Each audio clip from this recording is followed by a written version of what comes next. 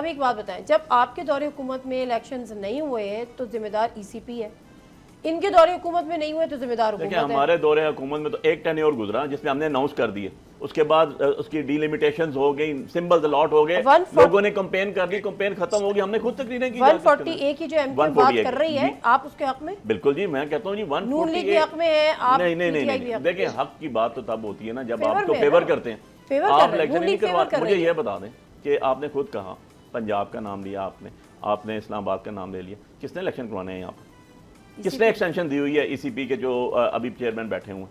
ताहयात हैं, जब तक नया नहीं लगेगा ताहयात। हमने तो नहीं दी भाई, वो तो इन दोनों गवर्नमेंट्स ने दी हुई है, दोनों पार्टी की मर्जी से हुई है। अदरवाइज तो लेजिस्लेशन के अंदर तो कुछ जाना था ना। किसी मुल्क में ऐसा तो नहीं होता कि आप किसी को बैठा दें और कहें ताहयात आप हैं, जब तक नया नहीं आएगा मरने तक। मैं मुख्तसर सी इस पे 148 पे बात करती हूँ, फिर जरा मैं आगे चलूंगी। मिसाक़ जमहूरियत कहाँ तक पहुंचा वज़ीर आज़म की दावतों के बावजूद? ज़फ़र रहमान साहब से मुख्तसर ये बता दीजिएगा कि जो 148 की एमक्यूएम बात करती है, वो कहते हैं जब पीडीएम के बाद हमारा मुआहिदा हुआ उसमें भी था, फिर 26वीं आईनी तरमीम में भी हमने इसको कहा करें, हुकूमत का पीपल्स पार्टी के एतराज़ात हैं, पीपल्स पार्टी के तहफ़्फ़ुज़ात हैं 148 को कि कंपल्जन जो भी आईनी बल्दियाती हुकूमत है उसको आईनी कवर देने के लिए क्यों नहीं कर पाते आप? लेकिन गुजारिश ये है कि अगर इस प्रोग्राम में 3 मुख्तलिफ जमातों की आराएं रखने वाले लोग मौजूद हैं जो भी अपनी जमातों की नुमाइंदगी कर रहे हैं, हमारी बड़ी बहन शैला रज़ा साहिबा हैं, पीटीआई से नुमाइंदगी मौजूद है, मैं खुद हूँ, इवन कि आप भी हैं, हम चारों की यही राय होगी कि आर्टिकल 148 में अगर अमेंडमेंट हो तो कोई मुज़ाहका नहीं है, आईनी प्रोटेक्शन होनी चाहिए लोकल बॉडीज़ को। लेकिन होता क्या है, और ये भी गलत है कि पीपल्स पार्टी मुखालफत कर रही है या नून हामी है, लेकिन दीगर नुकात पर जब इत्तफाक नहीं होता तो आर्टिकल 148 के ऊपर भी अमेंडमेंट नहीं आती। जब आईनी तरमीम आएगी, बाकी दीगर नुकात पर भी इत्तफाक मौजूद होगा, तो कोई जमात भी 148 की मुखालिफ नहीं है। हाँ, ये ज़रूर कह सकते हैं कि एमक्यूएम से मुतालबा ही 148 का करती है। 26वीं आईनी तरमीम में भी एमक्यूएम ने कहा था, 27वीं आईनी तरमीम में भी एमक्यूएम ने कहा था, आपने नहीं किया था? नहीं, ऐसी बात नहीं, क्योंकि जब 26वीं आईनी तरमीम हो रही थी तब दीगर मामलात पे कंसेंसस डेवलप नहीं हो पा रहा था, तो जिन इश्यूज पे कंसेंसस हो गया था तो उस पर आगे चल पड़े। यानी पीपल्स पार्टी 148 की मुखालफत नहीं करेगी, लेकिन उसकी दीगर मामला पे रिजर्वेशंस होंगी।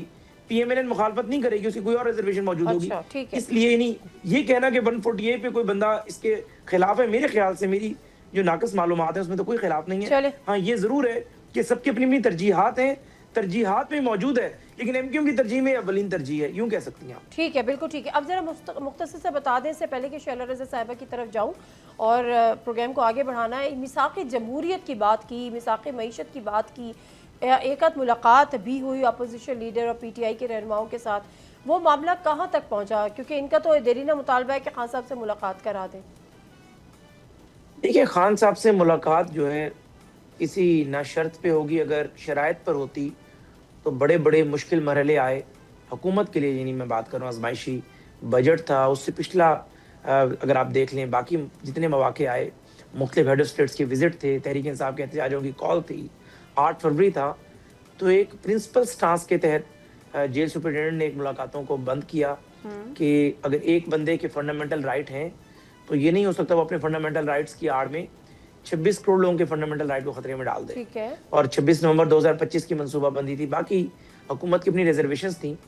बानी तहरीक इंसाफ के कंडक्ट के हवाले से कुछ मालूमात रिसीव हुई हैं कि वो कंडक्ट उनका वैसा नहीं है जैसे माजी में था, तो फैमिली की मुलाकातें बहाल करा दी जाएंगी और उसके बाद चीज़ों को देखा जाएगा।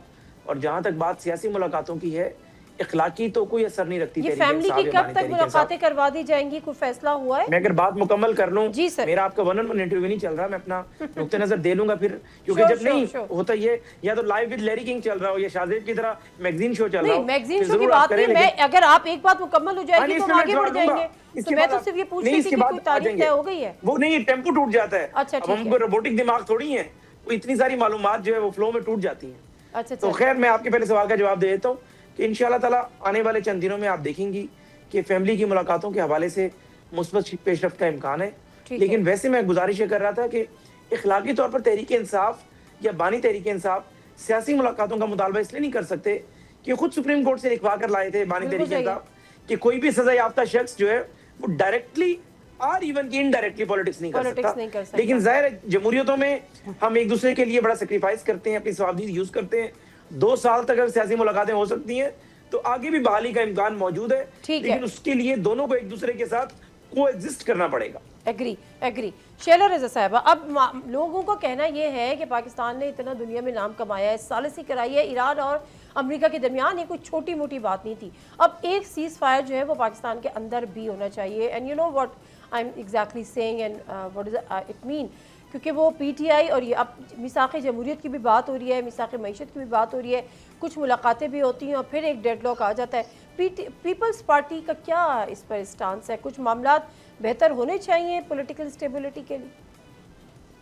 देखिए, मैंने एज मेंबर नेशनल असेंबली और member of the parliamentary advisory committee ये देखा कि वज़ीर आज़म साहब तो कह ही रहे हैं कि आइए बैठते हैं, लेकिन इससे पहले 2-3 दफ़ा स्पीकर साहब ने भी उनको दावत दी और बहुत संजीदा किस्म से मामलात को आगे बढ़ाने की दावत दी। कमेटियाँ भी बनी, स्टिल कमेटी फ़ाल है, लेकिन मैं बड़ी माज़रत के साथ कहूँगी कि PTI के जो मेंबर नेशनल असेंबली हैं वो चाहते भी हैं, जैसे बैरिस्टर गौहर हैं और दूसरे लोग हैं, आमिर डोगर साहब हैं, लेकिन मामले सबूतैज हो जाते हैं और उन्हीं के अपने अंदर से जो है वो एक ग्रुप बाहर आ जाता है जो कि बहुत ही डिफरेंट वे में बात करता है। तो गवर्नमेंट की तरफ से इसमें कोई रुकावट नहीं है, ना वज़ीर आज़म की साइड से, और स्पीकर साहब अपना एक एक्स्ट्रा रोल एक करते हैं उधर से भी।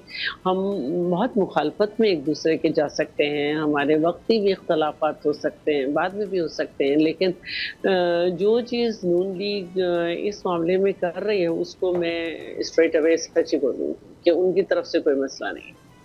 उनकी तरफ से मसला नहीं है, मसला PTI की तरफ से। यही नहीं चाहते कि मामला सुधरे या इनके कोई ग्रुप सामने आ जाते हैं? ग्रुप्स जो है ना वो बड़े बहुत मसाइल वाले हैं। ये बताइएगा मुझे अली बुखारी साहब कि अभी कहीं ज़राए से खबर चली कि इमरान खान साहब ने पैगाम भिजवाया है कि उन्होंने बैरिस्टर सैफ से मुलाकात करनी है, तो उनसे मुलाकात हो। इमरान खान साहब ने किसके ज़रिए पैगाम भिजवाया? तो ये आपसे पूछने लगा था कौन सा वो कबूतर है, वो कबूतर हमें भी बता दें, कम से कम कोई हमारा ही आना जाना स्टार्ट हो जाए, कोई हमारा ही कोई उनसे मशवरे स्टार्ट हो जाए, हमारे ही पैगाम रसानियाँ स्टार्ट हो जाएँ। पता नहीं कहाँ से बातें आ जाती हैं, ये कि कौन निकालता है। बहन तो आखिरी उनको मिली है 2 दिसंबर 2025 को, मैं आखिरी दफ़ा मिला हूँ उनको 25 सितंबर 2025 को, और उसके बाद बीच में एक दफ़ा हमारे 5 वकला मिले हैं अक्टूबर के महीने में। अब ये कोई पैगाम जो लेकर आ रहा है वही बताएगा भाई, सबसे पहले हमारे पास वैसा जिन है कोई। ये PTI की सफ़ों में गैर संजीदगी क्यों है जो शरा रज़ा साहिबा कह रही है? सबसे पहले मैं अपने भाई को जवाब दे दूं जरा। भाई बात यह है कि 26 करोड़ अवाम का तो लीडर इमरान खान है और वो जेल में है। अब 26 करोड़ अवाम के लीडर को कैसे एक जेल सुप्रीडेंट रोक देता है? कोई कानून है तो आप बता दीजिएगा मुझे। ज़फ़र भाइयाँ हमारे, मेरे लिए भी एक नई चीज़ होगी कि किस तरह रोक दिया। क्या जुल्फ़िकार अली भुट्टो को मुलाकातों से रोक दिया गया था? वो भी अवामी लीडर थे। क्या नेल्सन मंडेरा को रोक दिया गया था? उन्होंने 27 साल जेल में काट दिए उसको मिलने के लिए। डर तो आपको है ना। प्रॉब्लम यह है कि प्रॉब्लमेटिक चीज़ें तो आपके एंड पे हैं क्योंकि आप अवामी हुकूमत नहीं है। दरख्वास्त लेकर गए थे, जी मैं उसी पे आ रहा हूँ, जी मैं उसी पे आ रहा हूँ। पॉलिटिकल कोई रोल नहीं। अब अगर आप मुझे इजाज़त दें, पॉलिटिकल रोल की दरख्वास्त जो सुप्रीम कोर्ट से आई थी तो बड़ी ज़बरदस्त एग्जीक्यूट कराई थी नून ने, इसीलिए शहबाज शरीफ साहब पूरी कैबिनेट सरकारी खर्चे पे हमारे एक्सचेकर के पैसे पे लेके लंदन जाते होते थे, और वही जो सियासी अमूर की बात करते होते थे यहाँ पे 4 हफ्ते के लिए गए थे 50 रुपए का स्टैम्प पेपर दे के। तो क्या खूब एग्जीक्यूशन कराई सुप्रीम कोर्ट के ऑर्डर पे मुस्लिम लीग ने, और वही थे जो अंदर 150 मंगा लीजिएगा कोट लखपत जेल की रिकॉर्ड विद रिकॉर्ड बात करूंगा बैठ के, कि जिनका दिन का लंच 150 बंदों का होता था, घर से जाते थे। उनमें मरियम बीबी, उनमें बिलावल साहब भी जाके होके आए, उनसे मिलके, बाकी सियासी लीडर भी लेके आए। तो वहाँ पर वो रोटी का पूछने के लिए तो गए नहीं थे ना दिया, वो सारे सियासी लीडर सियासी गुफ्तगू करने गए थे। या इवन जब PDM की तहरीक शुरू हुई तो मियाँ साहब से पूछा गया, उनकी बेटी ने बीच में आई, पीपल्स पार्टी सारे थे, कहाँ सलाह मशवरे होते थे, कौन देता था? तो ये ऐसी बातें ना करें जिनका अपना वजूद कोई नहीं है, क्योंकि वैसे इनसे तो ये चीज़ बाइद नहीं है, क्योंकि इनका तो जब से 80s के रिकॉर्ड देख लें, नॉन पोलिटिकल लोग हैं, नॉन पॉलिटिकल तरीके से आए हैं हमेशा, चाहे असगर खान पटिशन हो या बाकी जितनी चीज़ें भी हों, तो हमेशा इन्हीं के अगेंस्ट आई हैं। यही beneficiary and blue I child रहे हैं हमेशा से। बीच में आपको भी ये मौका मिला नहीं, था? हमें तो कभी भी नहीं मिला। हम तो अभी भी कहते हैं, हम तो अभी भी कहते हैं, देखें हम तो अभी भी कहते हैं हम तो अभी भी कहते हैं नहीं, बिल्कुल भी नहीं, नहीं नादिया, बिल्कुल भी ऐसे नहीं था। 30 सालों का 3 सालों से मुआवजा करें तो इंतहाई अफसोस की बात है। मैं नहीं कह रही कंपैरिजन हो, लेकिन मिला आपको। और इसके अलावा 3 नस्लें आ गई हैं, 3 नस्लें नहीं, हमने बिल्कुल अपने हाथों से नहीं गंवाया जी। हम आज भी अवाम को रिप्रेजेंट हम आज भी रिप्रेजेंट अवाम को कर रहे हैं। अगर ये कॉन्सेप्ट जो आप मुझे कह रही हैं, फिर तो पीपल्स पार्टी को होना ही नहीं चाहिए, क्योंकि जुल्फिकार अली भुट्टो साहब तो हैंग हो गए थे, बीबी भी अंदर थी शहीद, लेकिन पॉलिटिक्स तो ऐसा ही होती है। अब हमी पॉलिटिक्स तो यही होती है, पावर पॉलिटिक्स जो है उसका दरवाजा कहीं फ्लोर ऑफ द हाउस का है कि 2018 का जो इलेक्शन था मैंने तो कहा है, हमारे लोगों ने कहा है कि आप 2 सीटें खोल दें। शैला रज़ा साहब की बात का जवाब दे सर। मैं उनकी बात का भी जवाब दूंगा, लेकिन जो सवाल आपने मुझसे किया तो उनका जवाब भी तो पूरा ले लें। वज़ीर आज़म साहब ने जो बात कह दी बहुत अच्छी बात है जी। हम तो कहते हैं 85 से स्टार्ट करें। हमने तो जुनेजो की स्पीच सुनी कि मेरी खंजर पीठ में घोंपा गया, कौन था वो। हमने तो बीबी शहीद के 88 में जो आया था उनके खिलाफ तरीके अदम एतमाद, वो भी खोल लें। हम तो कहते हैं 90 में खोलने की जरूरत ही नहीं है। सुप्रीम कोर्ट की पिटीशन है, असगर खान पिटीशन खोल दें, IGI कहाँ से आई वो भी पता लग जाएगा। 2002 का भी बता दें, 2007 का भी बता दें, 2013 का भी बता दें। और लास्टली हमारे जो हमारे कायदीन हैं, गौहर साहब, हमारे सेक्रेटरी जनरल सलमान राजा साहब, असद कैसर साहब, इन्होंने कहा 2-3 सीटें खोल दें आप, सलमान राजा की खोल दें, अली बुखारी की खोल दें, उससे आगे अब मैं दूसरी साइड पे आता हूँ। लेकिन ऐसे तो नहीं है ना, आप सवाल करेंगे जितना टाइम आपने उनको दिया, जितना टाइम उनको दिया उतना तो मुझे दें। आपको जितना टाइम दे रही हूं शायद दूर बैठे। अब बात याद है कि आप कहते हैं कि हमारा नॉन सीरियस एटीट्यूड है। किस टाइम वज़ीर आज़म साहब ने कह दिया कि मैंने ये 4 बंदों की कमेटी बना दी है, बैठ जाएं? किस टाइम वज़ीर आज़म ने कह दिया सीरियस नोट्स में कि आप आ जाएं मेरे पास डेलीगेशन लेके मेरे दफ्तर बैठ जाएं, स्पीकर के दफ्तर में बैठ जाएं? नॉन सीरियस प्राइम मिनिस्टर है, नॉन सीरियस एटीट्यूड है, बैठ के बात कर देते हैं, उसके बाद गायब हो जाते हैं, ढूंढना पड़ जाता है किधर वज़ीर आज़म साहब। ये तो उनका एटीट्यूड है। इस तरह से एटीट्यूड से गुफ्तगू शनीद होते हैं। इस तरह चार्टर ऑफ डेमोक्रेसी हुआ था between Peoples Party and PMLN जो बैठ के हुआ 2006 में। तो 2006 में इस तरह होता है। देखिए आप दोनों मुल्क बदर थे, लेकिन उसके बाद मेमू गेट पे कौन गया भाई? यूनिफॉर्म पहन के मियां साहब भी गए, उसको भी उन्होंने ब्रेक किया। सो कहने का मकसद यह है कि आपको पहले एटमॉस्फेयर बनाना पड़ता है।